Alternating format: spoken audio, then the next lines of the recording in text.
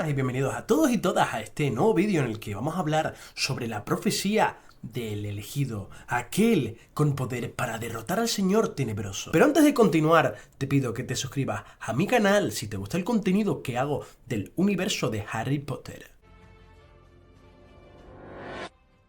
Vemos como los padres de Neville Longbottom, que son Frank y Alice, que son aurores, se enfrentan a Voldemort en 3 ocasiones y consiguen sobrevivir, lo cual es toda una hazaña por parte de ellos. Y esto también ocurre con los padres de Harry, con Lily Evans y con James Potter. Sybil Trelawney se reúne para una entrevista de trabajo con Albus Dumbledore en el pub de Cabeza de Puerco. Esto es en Hogsmeade. Este es el pub donde es dueño y trabaja el hermano de Dumbledore, Aberforth.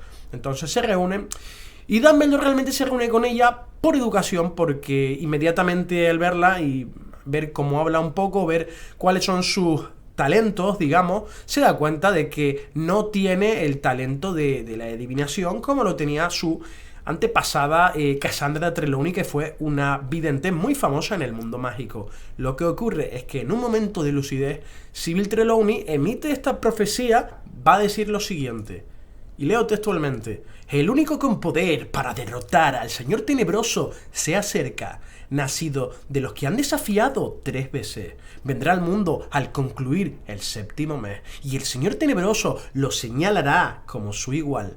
Pero él tendrá un poder que el Señor Tenebroso no conoce. Este poder es el amor. Vale, alerta spoiler. Y uno de los dos deberá morir a manos del otro, pues ninguno de los dos podrá vivir mientras siga con vida el otro. El único con poder para derrotar al Señor Tenebroso nacerá al concluir el 7º mes. Finaliza esta profecía. Vale, ¿qué es lo que ocurre? Ocurre lo siguiente: esta profecía es escuchada por un espía de Voldemort, que era mortífago. Evidentemente este espía es Severus Snape. Severus interpreta inmediatamente que los padres de este bebé son los Potter, no son los Longbottom. Voldemort opina lo mismo, porque Longbottom va a ser sangre pura, mientras que Harry es sangre mestiza como él, porque él interpreta la profecía y dice: aquel lo señalará como su igual. Entonces Voldemort no señala a Neville, a pesar de que su credo de lo sangre pura y lo sangre limpia son muy elitistas.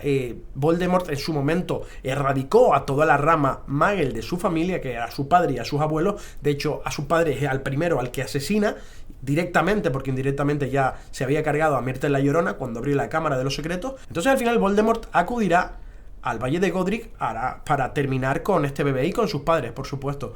¿Qué es lo que pasa? Que evidentemente Snape le dice que perdone la vida de Lily. Voldemort, vale, dice: perfecto, me ha servido bien, me ha sido muy útil, voy a concederte este favor. Evidentemente se carga a James, y cuando va a matar a Lily le dice: apártate, solo quiero a tu bebé. Acordándose de lo que le dijo precisamente Snape. Lily evidentemente se interpone, Voldemort se la carga, y al final pues se produce lo que todos conocemos, que la maldición rebota por el sacrificio de Lily Evans, y al final Voldemort pues es derrotado, y durante muchos años va a permanecer en el exilio en unos bosques de Albania, bastante perdido y remoto, lugar donde lo encontrará posteriormente Colagusano, ya que Colagusano se podía transformar en rata, y pues a través de ciertos rumores él consigue dar con el Señor Tenebroso. Y en cosas curiosas de la profecía, no va a ser alusión al tema de los Horrocruxes, porque hay una parte del alma de Voldemort que se adhiere al cuerpo de Harry. Esto es lo que principalmente va a ocasionar que los Dursley, que ya eran muggles muy odiosos, se comporten de forma un poco bastante agresiva contra Harry, curiosamente. Pero curiosamente esto no pasa en Hogwarts. Esto no pasa con los magos, evidentemente. Hombre, está claro que este Horrocrux que él tiene dentro, esta parte de Voldemort, es la que le va a hacer hablar con la serpiente, es la que le va a dar ciertas características de Slytherin. Por eso cuando llega y se sienta ante el sombrero inmediatamente lo quiere calificar como Slytherin. Los Muggles, los Dursley, son mucho más susceptibles al poder del Horrocrux, mucho más que los magos, porque no tienen poder mágico, no son seres no mágicos, evidentemente. Pero hay una cosa muy interesante respecto a la profecía, del elegido, y es que cuando Harry llega en el primer libro al Bosque Prohibido, se encuentra con Firenze, con uno de los centauros, que este es el que le protege de Voldemort, que en ese momento estaba en el cuerpo del profesor Quirrell y estaba devorando esta sangre de unicornio que le va a permitir continuar estar existiendo, vamos a decir.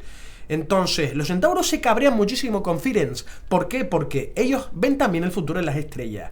Y el futuro que viene es que Harry Potter va a ser asesinado por Voldemort en el Bosque Prohibido. De hecho, el título de este capítulo, donde lo vemos en la Piedra Filosofal, se llama El Bosque Prohibido. Y casualmente, en Harry Potter y las Reliquias de la Muerte, en el 7º libro, vemos como el capítulo donde muere Harry, que luego va al limbo, se llama El Bosque Prohibido, curiosamente. Entonces, estos centauros permanecen neutrales durante toda la batalla de Hogwarts, y es cuando Harry Potter muere en el 7º libro y se cumple lo que ellos vieron en las estrellas, es cuando intervienen ya a favor, evidentemente, de las tropas de Hogwarts. Lo que pasa es que ellos ven en las estrellas lo que va a pasar, pero no saben cuándo. Voldemort alzó la varita y lanzó un rayo de luz verde. Harry, sin saber por qué, pensaría en todos los momentos que pasó con Ginny, pero en un instante todo se apagó. Pero para su sorpresa, se encontró tumbado en algún lugar y no sintió que nadie le vigilaba, comprendiendo que debía de seguir existiendo de alguna forma, ser algo más que un simple pensamiento, aunque se incorporó del suelo y se dio cuenta de que estaba desnudo, aunque no parecía importarle, ya que se encontraba solo. Ya no estaba en el bosque, una espesa neblina blanca lo rodeaba todo, y ya no sentía ni el frío de los dementores ni el calor del fuego. Todo parecía haber cambiado. Pero de repente oyó un desagradable sonido, y cuando fue a comprobar qué era, una túnica aparecería, con solo desearlo, por arte de magia, delante de él, pensando que quizás estaba en algún lugar especial, como la sala de los menesteres. Pronto descubriría que el origen de aquel ruido era una extraña criatura acurrucada en el suelo, que estaba en carne viva, probablemente desollado. Aunque rápidamente apartaría la vista de aquel ser, que se estremecía de dolor. Harry apenas pudo soportar contemplar aquella criatura, un ser pequeño y frágil que estaba sufriendo, y Harry pensó por un momento en ayudarle. Pero alguien le detuvo y detrás de él escuchó una voz muy familiar que le decía que no podía ayudarlo. Albus Dumbledore caminaba muy alegremente hacia él, triunfante, mostrando una amplia sonrisa de orgullo, diciéndole a Harry que era una persona maravillosa, tendiendo ambos brazos para recibirle junto a él, que había demostrado un gran valor invitándole a dar un paseo juntos.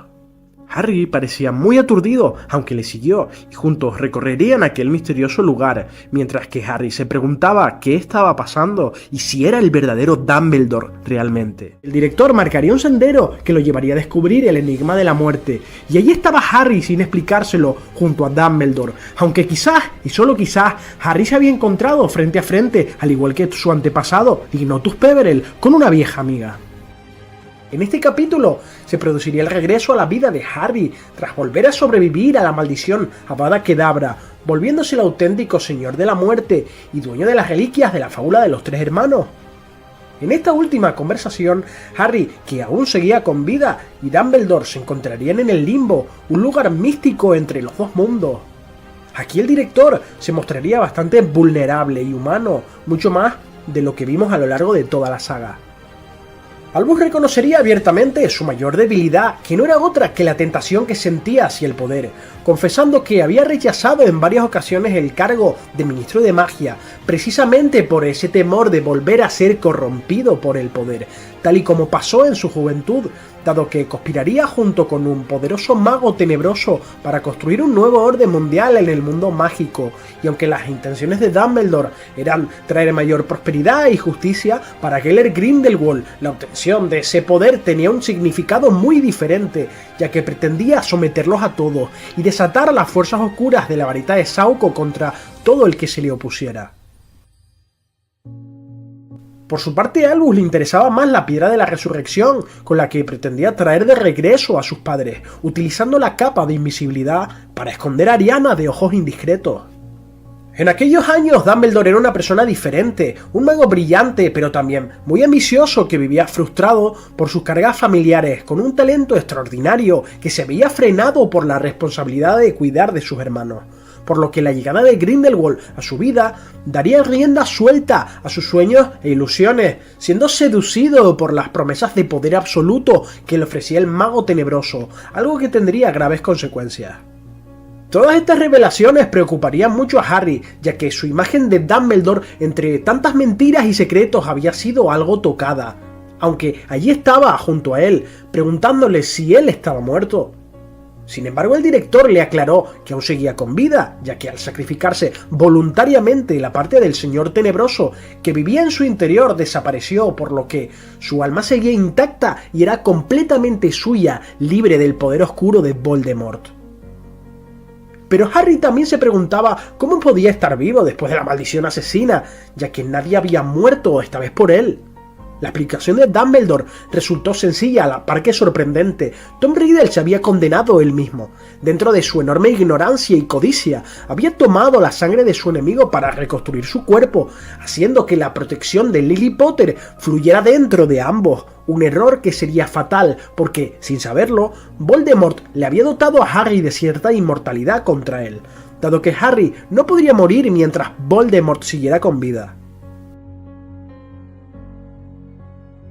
Aquí nos retomamos 16 años atrás, la noche en la que el Señor Oscuro atacaba a los Potter.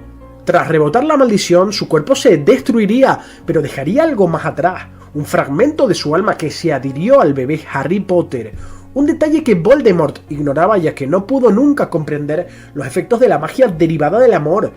Así que al tratar de fortalecerse con la sangre de Harry, estaba extendiendo los efectos del encantamiento de Lily, que sobreviviría mucho más de lo esperado, y aquí radicaría también la última oportunidad de redención de Lord Voldemort. Pero esto no es todo. Harry también se preguntaría por la razón de que la varita que tomó prestada Voldemort se rompió.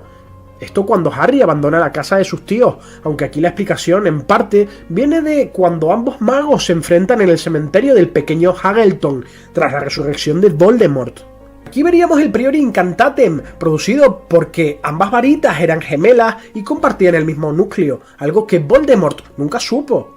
Según Dumbledore, esa noche la varita de Harry absorbió parte del poder y cualidades de la varita del Señor Tenebroso, y cuando se enfrentaron nuevamente durante la batalla de los 7 Potters, la varita de Harry reconocería a Voldemort como amo de su hermana gemela, y cuando el Señor Tenebroso se decidió a atacarle, la varita de Harry expulsaría instintivamente la magia del propio Voldemort en su contra, que por supuesto era mucho más poderosa que la magia que podía conjurar la varita de Lucius Malfoy, que quedó totalmente destruida y nunca tuvo oportunidad alguna ante el coraje mostrado por Harry en aquel momento, pero que era un efecto que solo serviría únicamente contra Voldemort en aquella ocasión.